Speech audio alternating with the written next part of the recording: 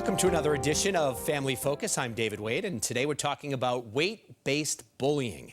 Teenagers who are teased about their weight are more likely to use substances like alcohol and marijuana. This is according to new research published by the American Psychological Association. Our Dr. Mallika Marshall is here with us, and let's start with a simple question. What is weight-based bullying? So it's teasing kids not just about their weight, but also their body size and their eating.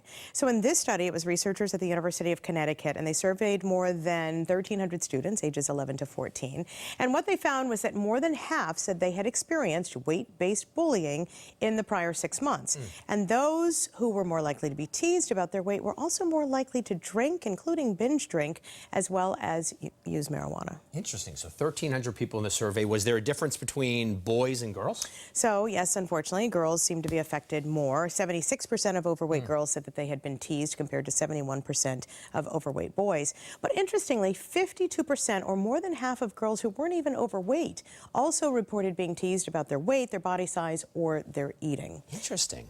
And so the association between being bullied and substance use was stronger among girls. And even though boys are more likely to abuse substances and to use alcohol and marijuana, teenage girls tend to start earlier. Wow. So there must be some type of like depression that goes along with it that's touching this off? Yeah, so, you know, the researchers basically say, look, in society, we still place way too much emphasis on beauty and body size, especially when it comes to girls and to women. And so that can affect their self-esteem, and sometimes they turn to substances to self-medicate. Sometimes they turn to those things just to feel like they're fitting in with their peers. And so they say schools and communities need to do a better job about controlling this kind of bullying.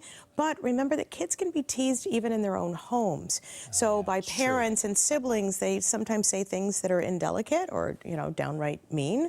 And so that parents really need to keep an eye on that. And whenever they're addressing weight-related issues, they really need to be kind. And experts are always saying to parents, like, be very careful the comments that you make to your kids about eating. You think you're just making sort of an innocuous comment about what they're eating or how they're eating, but these are things that the kids can file away and really have problems They do. with. I'll never forget a comment my father made to me when I was a teenage girl. He didn't think it was anything. I, to this day, remember it.